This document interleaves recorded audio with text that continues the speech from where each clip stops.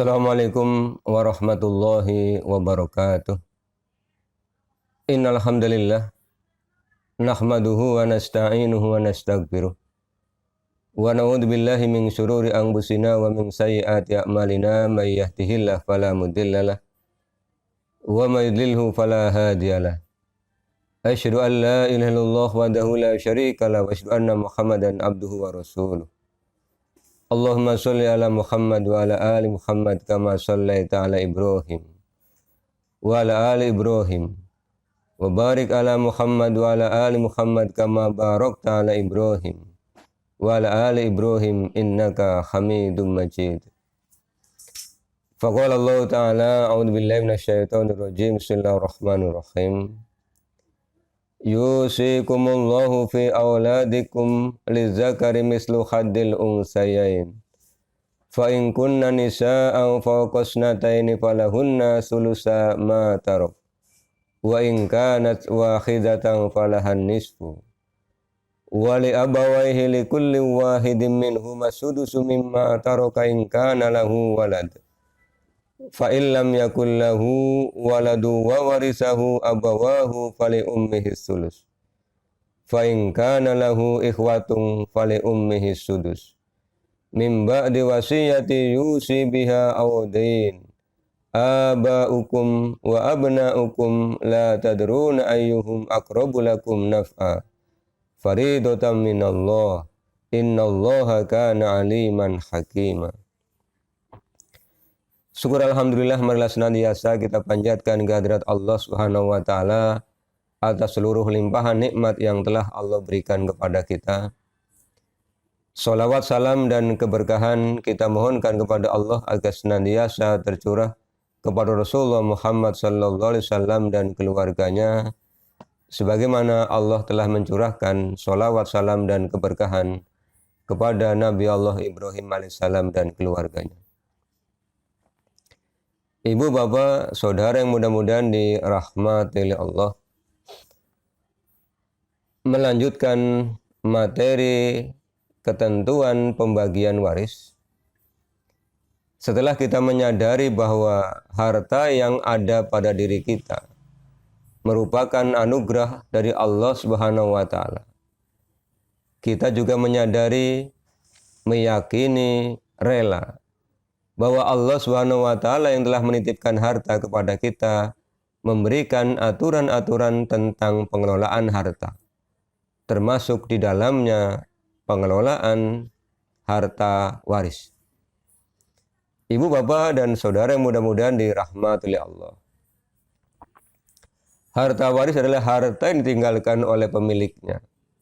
Maka ketika ada orang yang meninggal dunia, kemudian meninggalkan harta, meninggalkan ahli waris, maka barulah harta yang ditinggalkan ini dapat dibagi kepada ahli-ahli waris yang ditinggalkan oleh orang yang meninggal dunia ini.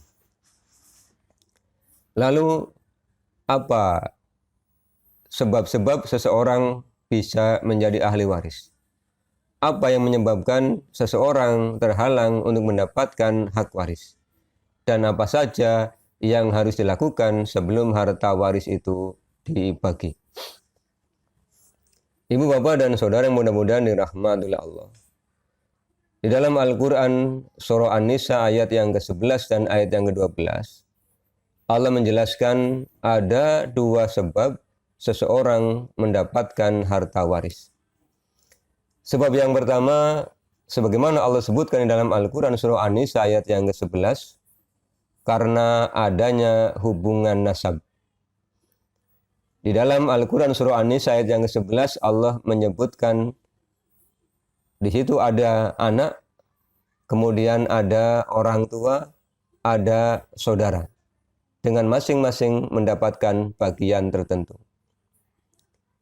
Hubungan nasab diperoleh ketika ada seorang laki-laki, seorang perempuan, kemudian keduanya mengadakan ikatan hubungan pernikahan. Dari pernikahan yang dilakukan oleh keduanya, Allah mengaruniakan kepada keduanya keturunan. Maka ketika laki-laki dan perempuan ini, atau kita sebut dengan suami atau istri, Setelah menikah, punya keturunan. Keturunan inilah yang dimaksud dengan hubungan nasab yang menyebabkan ketika nanti ayah atau suami ini meninggal, maka keturunannya akan mendapatkan hak waris. Hubungan nasab atau hubungan keturunan juga bisa ke bagian atas. Si suami, istri ketika menikah, keduanya masih punya orang tua.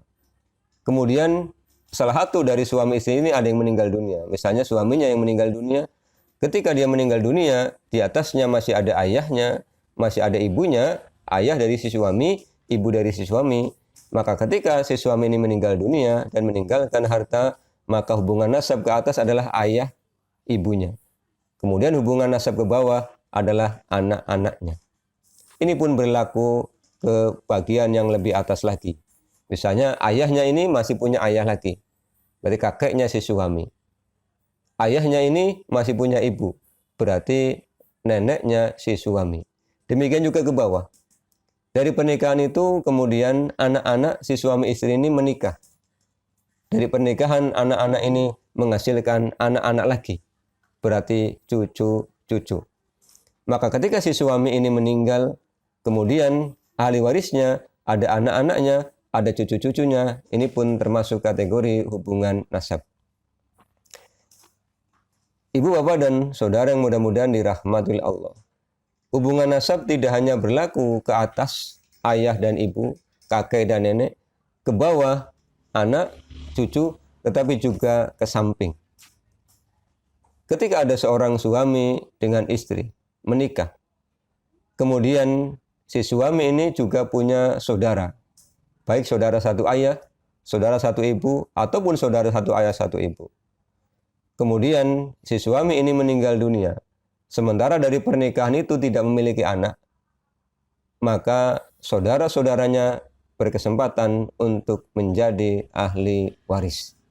Karena apa? Masih punya hubungan kekerabatan dengan si suami ini. Jadi sebab yang pertama seseorang mendapatkan waris melalui hubungan nasab itu berlaku ke atas ayah, ibu, dan seterusnya, berlaku ke bawah anak, cucu, dan seterusnya, juga berlaku ke samping saudara-saudara dari orang yang meninggal dunia ini. Baik saudara satu ayah, saudara satu ibu, ataupun saudara satu ayah, satu ibu. Tentu ketika nanti ahli waris yang lain ada atau tidak ada. Kemudian sebab yang kedua, seseorang mendapatkan waris apabila di antara orang yang meninggal dengan orang yang ditinggalkan ada hubungan pernikahan. Hal ini Allah jelaskan di dalam Al-Quran surah An-Nisa ayat yang ke-12. Walakum nisfu ma taraka azwajukum illam yakul lahunna walad.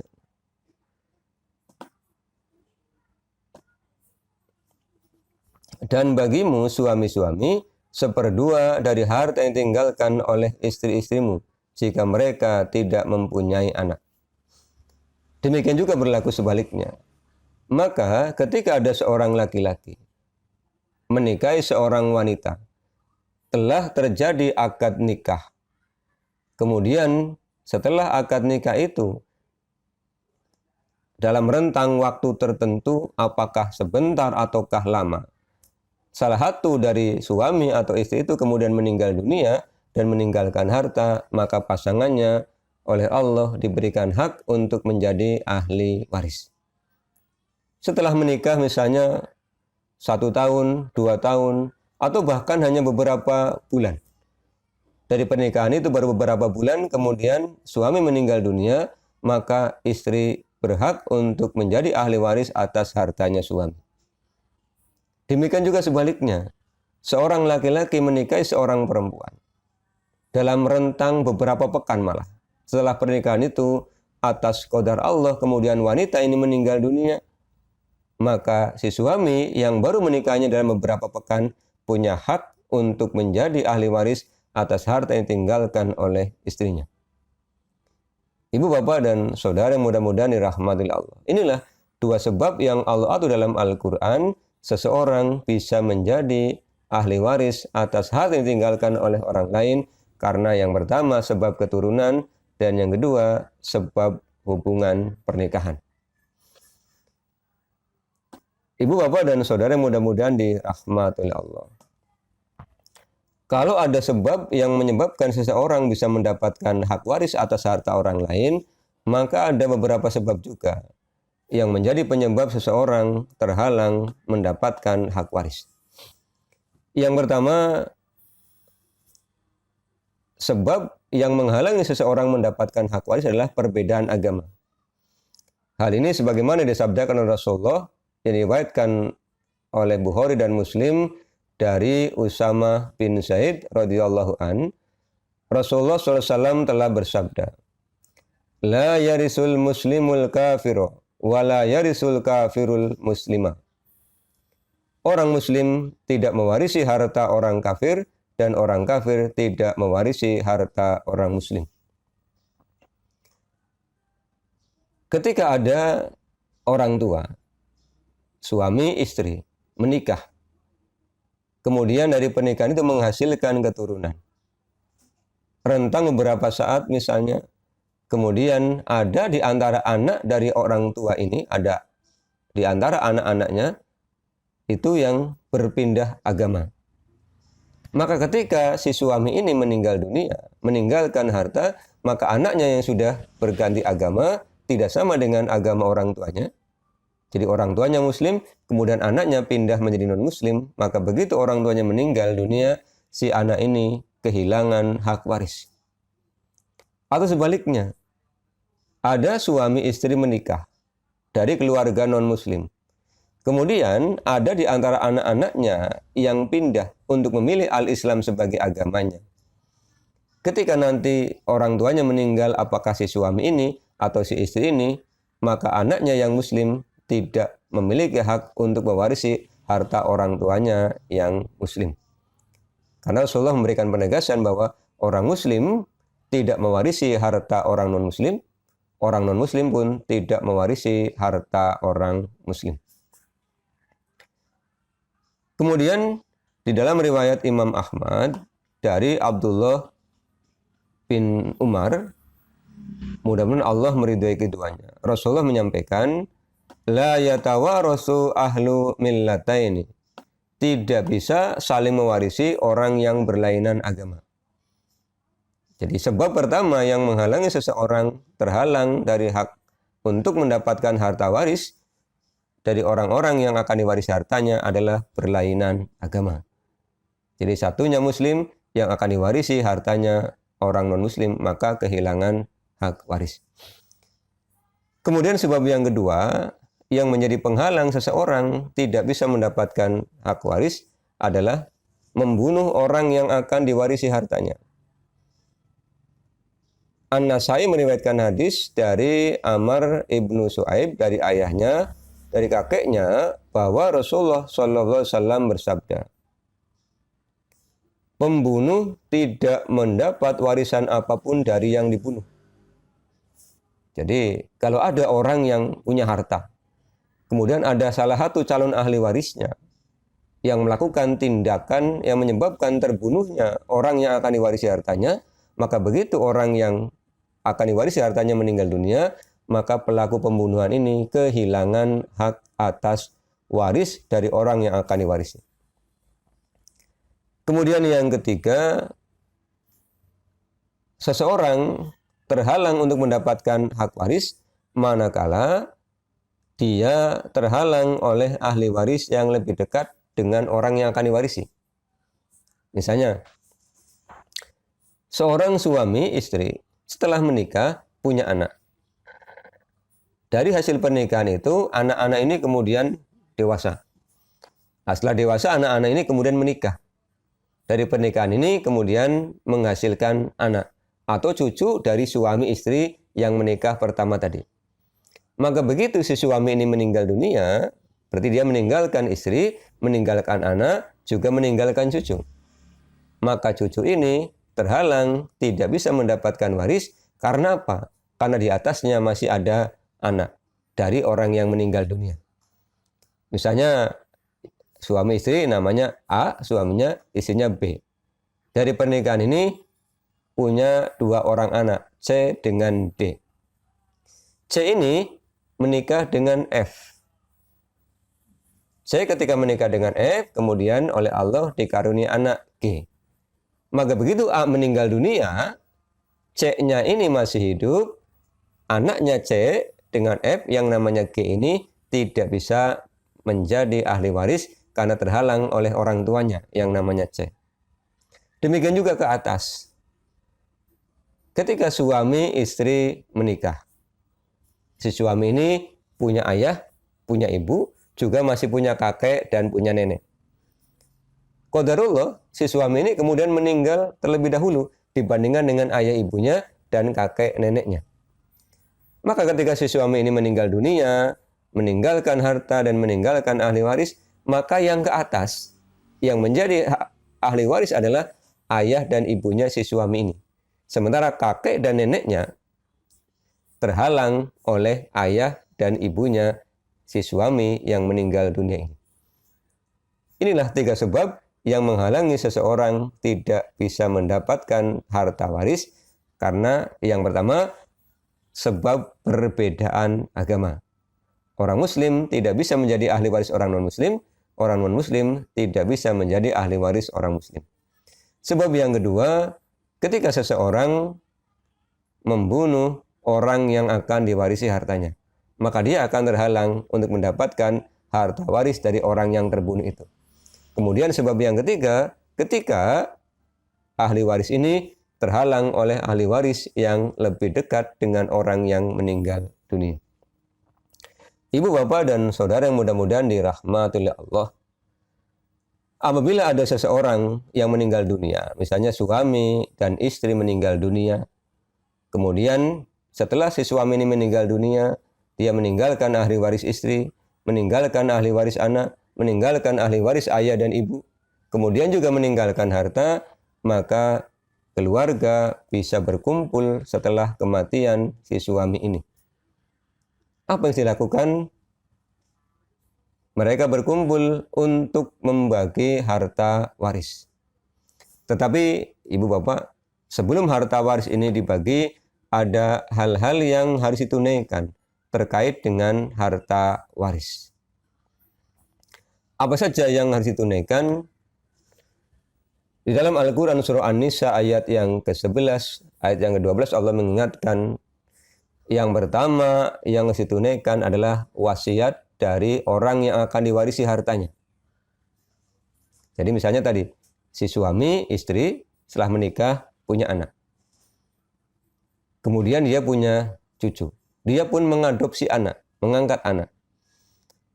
Lah sebelum meninggal dunia, si suami ini menyadari bahwa anak angkatnya tidak akan mendapatkan hak waris. Maka dia berwasiat kepada anak-anaknya. Dia berwasiat agar nanti 1/10 misalnya, 1/10 dari total hartanya diberikan kepada anak angkatnya.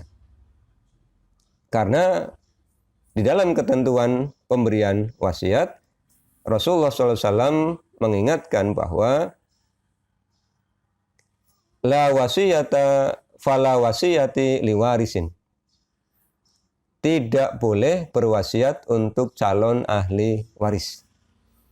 Jadi si suami istri tadi sebelum meninggal dia tidak boleh berwasiat.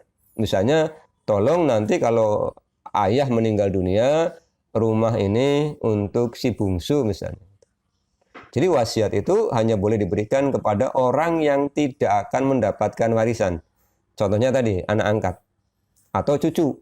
Karena masih ada anak-anak, maka cucu ini akan terhalang oleh ahli waris yang lebih dekat dengan orang yang meninggal dunia tadi. Atau untuk saudaranya. Atau diwasiatkan untuk diwakafkan untuk kepentingan orang-orang muslim.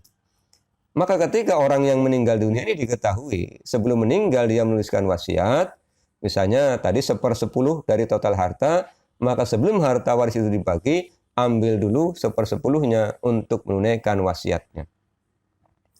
Dan Bapak Ibu, Saudara, perlu mengingat kembali bahwa aturan wasiat maksimal adalah 1/3 dari total harta. Sama dengan aturan tentang hibah. Setelah wasiatnya ditunaikan, maka dilihat kembali. Dari harta waris itu, apakah orang yang meninggal dunia ini yang akan diwarisi hartanya memiliki hutang atau tidak? Ternyata ketika anak-anaknya berkumpul, dipandu oleh istrinya yang meninggal dunia, ditemani oleh ayah dan ibunya yang meninggal dunia, datang seseorang yang menyampaikan informasi bahwa yang meninggal dunia ini ternyata memiliki hutang dengan nominal tertentu. Maka setelah wasiat ditunaikan, langkah yang kedua sebelum harta waris ini dibagi adalah diambilkan untuk melunasi hutang-hutang yang meninggal dunia terlebih dahulu. Diambilkan hartanya, lunasi hutangnya. Nah, setelah dilunasi hutangnya, baru kemudian kembali dihitung berapa sisa harta waris yang ditinggalkan. Kemudian yang ketiga, diambil juga untuk keperluan biaya penyelenggaraan jenazah. Misalnya untuk beli kain kafan berapa, untuk jasa penggalian makam berapa, untuk sewa ambulan dari tempat duka cita ke tempat pemakaman berapa. Di total habisnya berapa, maka diambilkan. Maka sebelum harta waris dibagi kepada masing-masing ahli waris, harta waris itu harus diambil dulu wasiatnya jika ada, hutang-hutangnya dilunasi jika ada, dan biaya penyelenggaraan jenazah. Kalau ini sudah semua ditunaikan, baru kemudian ahli waris duduk bersama, buka Al-Qur'annya surah An-Nisa ayat yang ke-11 dan ayat yang ke-12, hitung bersama berapa total harta yang ditinggalkan oleh pemilik harta yang meninggal dunia, kemudian dibicarakan. Masing-masing mendapatkan bagian tertentu sebagaimana yang telah Allah syariatkan. Ibu, bapak, dan saudara yang mudah-mudahan dirahmati Allah, untuk siapa dapat berapa, insya Allah akan disampaikan pada materi bagian yang ketiga tentang ketentuan pembagian harta waris. Demikian, mudah-mudahan memberikan pencerahan kepada kita bagaimana pembagian harta waris, siapa-siapa yang berhak mendapatkan harta waris, dan sebab-sebab apa yang menghalangi seseorang terhalang untuk mendapatkan waris, juga kegiatan apa yang harus didahulukan sebelum harta waris itu dibagi. Walaupun minkum, assalamualaikum warahmatullahi wabarakatuh.